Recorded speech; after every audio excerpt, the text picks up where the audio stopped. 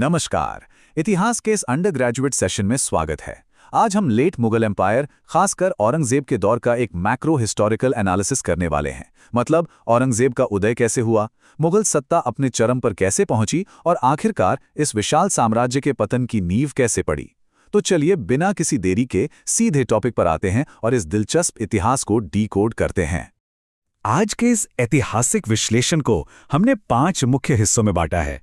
सबसे पहले उत्तराधिकार का युद्ध, फिर मुगलों का इकोनॉमिक और नेवल डोमिनेंस, उसके बाद दक्कन में उनका विस्तार, फिर कश्मीर में लागू की गई सांस्कृतिक नीतियां और आखिर में एक इतने बड़े साम्राज्य का पतन।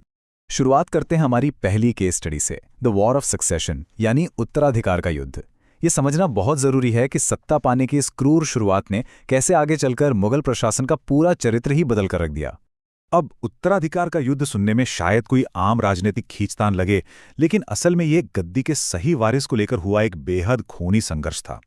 सितंबर 1657 में जैसे ही सम्राट शाहजहां बीमार पड़े, उनके 4 बेटों के बीच सत्ता की ऐसी जंग छिड़ी जिसने सगे भाइयों की जान ले ली और खुद शाहजहां को जेल की सलाखों के पीछे पहुंचा दिया।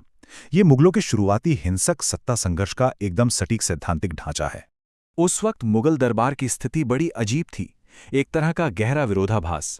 एक तरफ थे दारा शिकोह, शाहजहां के सबसे चहेते, एक शानदार बुद्धिजीवी, कवि और विद्वान, लेकिन उनका दायरा बस दरबार तक ही सीमित था। जमीनी स्तर पर सैन्य या प्रशासनिक अनुभव ना के बराबर। और उनके ठीक सामने थे औरंगजेब, एक बेहद आक्रामक और कठोर रणनीतिकार, जिसने महज 16 साल की उम्र से ही दक्कन और कंधार में सेनाओं को लीड किया था। यानी एक तरफ सिर्फ किताबी ज्ञान था, तो दूसरी तरफ युद्ध के मैदान का खालिस तजुर्बा।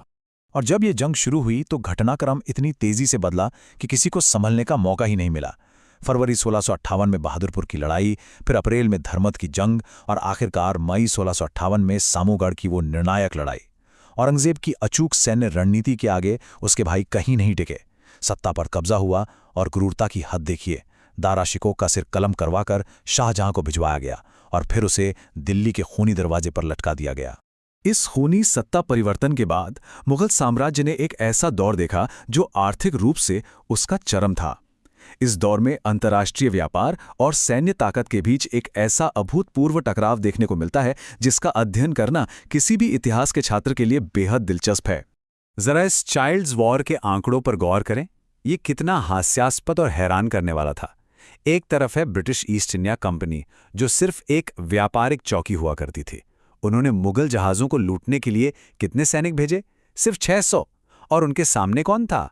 दुनिया की चौथी सबसे बड़ी अर्थव्यवस्था मुगल एम्पायर, जिसके पास पूरे 9 लाख सैनिकों की खड़ी फौज थी। ये ब्रिटिश कंपनी के चरम दुस्साहस और मुगलों के बेतहाशा प्रभुत्व का एक क्लासिक उदाहरण है। जाहिर है इस दुस्साहस का अंजाम बहुत बुरा होना था। मुगल नौसेनापति सिद्दी याकूत ने पूरे 15 महीनों तक बंबई की ऐसी नाकेबंदी की कि अंग्रेज भूख और बीमारी से मरने लगे। आखिरकार ईस्ट इंडिया कंपनी को घुटने टेकने पड़े। इतिहास गवाह है कि उनके दूतों को औरंगजेब के दरबार में जमीन पर लेटकर माफी मांगनी पड़ी थी और उन पर 1.5 लाख रुपए का भारी भरकम जुर्माना लगाया गया, जो उस जमाने के हिसाब से एक बहुत बड़ी रकम थी। इतनी अपार संपत्ति और सैन्य ताकत आ जाने के बाद मुगल साम्राज्य रुका नहीं। अब उनका अगला निशाना था दक्षिण। दक्कन के इस विस्तार का सबसे मुख्य और रणनीतिक लक्ष्य था गोलकुंडा क्षेत्र। लेकिन आखिर गोलकुंडा ही क्यों? जवाब बहुत सीधा है। बेशुमार दौलत और दुनिया के सबसे मशहूर हीरे, कोहिनूर जो आज ब्रिटेन में है, ब्लू होप जो अमेरिका में है, रीजेंट जो फ्रांस पहुंच गया, और वो विशाल जैकब हीरा, जिसके बारे में कहा जाता है कि हैदराबाद के निज़ाम उसे महज एक पेपरवेट की तरह इस्तेमाल करते थे। इन अमूल्य खदानों को अपने कब्जे में लेना ही मुगलों के इस दक्षिणी विस्तार का सबसे बड़ा आर्थिक कारण था। लेकिन यहाँ एक दिलचस्प मोड़ आता है। गोलकुंडा का किला सच में अभेद्य था। मुगल सेना ने पूरे 8 महीने तक किले की घेराबंदी की, अपनी तमाम तोपें आजमा लीं, लेकिन किले की दीवारों पर एक खरोच तक नहीं आई। यहां मुगल सैन्य तकनीक की सीमाएं साफ नजर आ गईं। तो फिर किला कैसे जीता गया? तोपों से नहीं, बल्कि रिश्वत से। औरंगजेब ने फतेह दरवाजे के एक पहरेदार को रिश्वत खिलाई, दरवाजा खुला और तब जाकर इस शानदार किले पर मुगलों का कब्जा हो सका। एक तरफ साम्राज्य की सीमाएं फैल रही थीं, तो दूसरी तरफ एक केंद्रीय सत्ता का असर स्थानीय संस्कृतियों पर भी पड़ रहा था। एक इतिहास के छात्र के नजरिए से इस माइक्रो हिस्ट्री को समझना बहुत जरूरी है।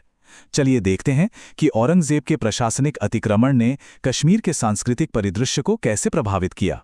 ये बात बहुत कम लोग जानते हैं कि औरंगजेब अपने पूरे शासनकाल में केवल एक बार कश्मीर गया था, लेकिन उसी एक दौरे में उसने वहां कुछ बेहद सख्त और कट्टर धार्मिक नीतियां लागू कर दीं। मुख्य रूप से 3 बड़ी पाबंदियां लगाई गईं जिन्हें इस्लाम के खिलाफ बताया गया। पहला, महिलाओं के बना अंतःवस्त्र पहने बाहर निकलने पर सख्त पाबंदी। दूसरा, कश्मीर में होने वाली भांग की खेती और उसके इस्तेमाल पर पूरी तरह बैन। और तीसरा, वहां के सदियों पुराने पारंपरिक रंगमंच भांट पाथेर पर रोक लगा दी गई। इन चंद फैसलों ने कश्मीर की सांस्कृतिक पहचान को जड़ से बदल दिया। इन तमाम कट्टर नीतियों, लगातार विस्तार और कभी ना खत्म होने वाले युद्धों का आखिरी नतीजा क्या निकला? पतन, एक बेहद शक्तिशाली साम्राज्य का दर्दनाक अंत।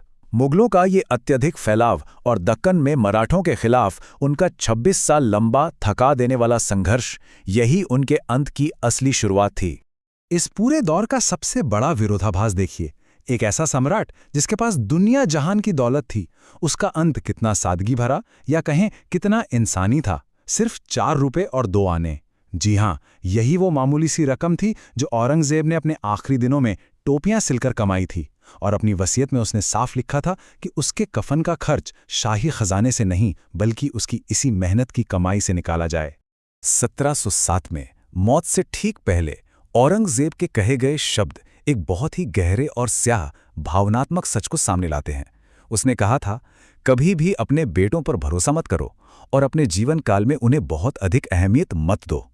जरा सोचिए, एक तरफ वो इंसान भारत का सबसे ताकतवर सम्राट था और दूसरी तरफ एक बेहद डरा हुआ, अपनों पर शक करने वाला और पछतावे में डूबा हुआ पिता। तो इस पूरे ऐतिहासिक विश्लेषण के बाद आखिर में एक बहुत बड़ा सवाल खड़ा होता है।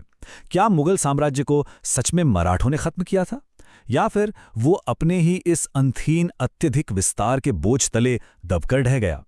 मैक्रो हिस्टोरिकल ट्रेंड्स तो यही इशारा करते हैं कि 26 सालों तक राजधानी से दूर रहना और लगातार युद्धों में उलझे रहना ही साम्राज्य को अंदर से खोखला कर गया। इस पर विचार करना इतिहास के हर छात्र के लिए एक बेहतरीन केस स्टडी है। इस ऐतिहासिक सत्र से जुड़ने के लिए बहुत बहुत धन्यवाद।